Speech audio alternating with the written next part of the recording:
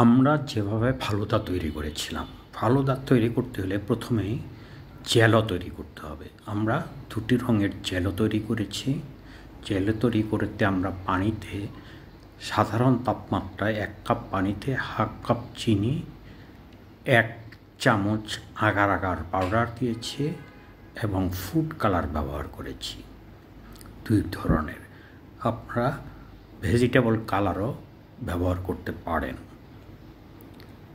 তারপর এটাকে বয়েল করা হয়েছে যতক্ষণ পর্যন্ত চিনি এবং আগার আগার পাউডার মিশ্রিত না হয়ে যায়। তারপর দুটো পাত্রে, আলাদা পাত্রে রেখে এটাকে ঠান্ডা করা হয়েছে এবং ফ্রিজে রাখা হয়েছে পরবর্তীতে এটা জমানোর জন্য।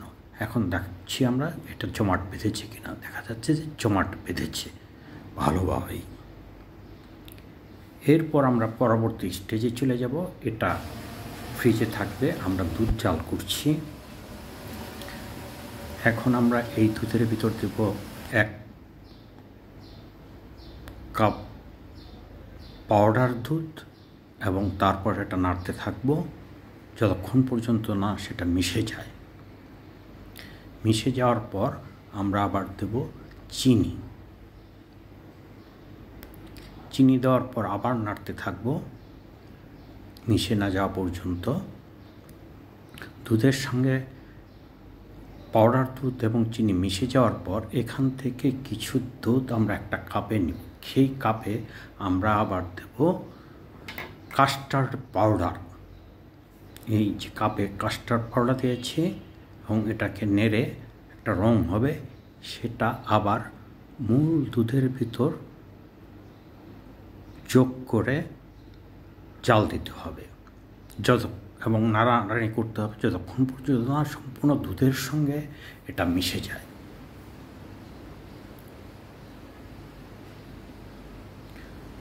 আমরা ঢেলে দেব, ঢেলে দিচ্ছি এবং নাড়ছি এবং এভাবে নাড়তেই থাকতে হবে। তারপর মোটামুটি ঘন হয়ে গেলে এবং জমে গেলে আমরা দুটি পাত্রে আবার সেটা ঢেলে রাখছি ঠান্ডা হওয়ার জন্য। অপরদিকে আমরা এখন রান্না করব সাগুদানা এবং নুডলস। দুটো পৃথকভাবে রান্না প্রক্রিয়া চলছে। রান্না শেষ হয়ে গেলে আমরা এই নুডলস এবং সাগুদানা আগে সেই জমাট বাঁধা দুধের ওপর দিয়ে দিচ্ছি এবং তারপর একটু মিশিয়ে দেওয়া হবে।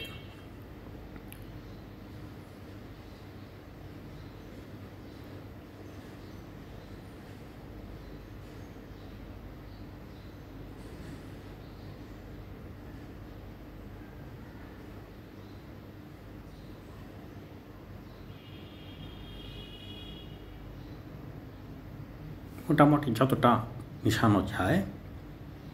এরপর আমরা দেব বিভিন্ন ফল, ছোট ছোট টুকরা করে কাটা বিভিন্ন ফল।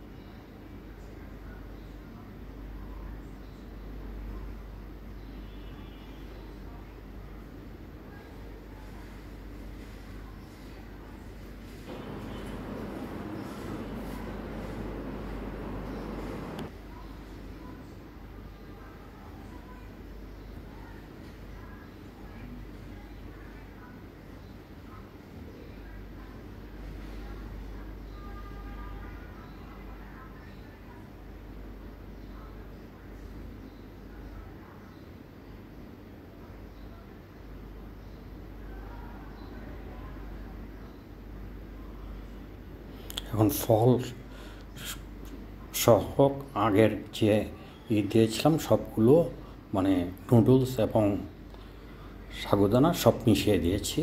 এরপর এখন সেই প্রথম যে তৈরি করে রাখা জেলো সেটা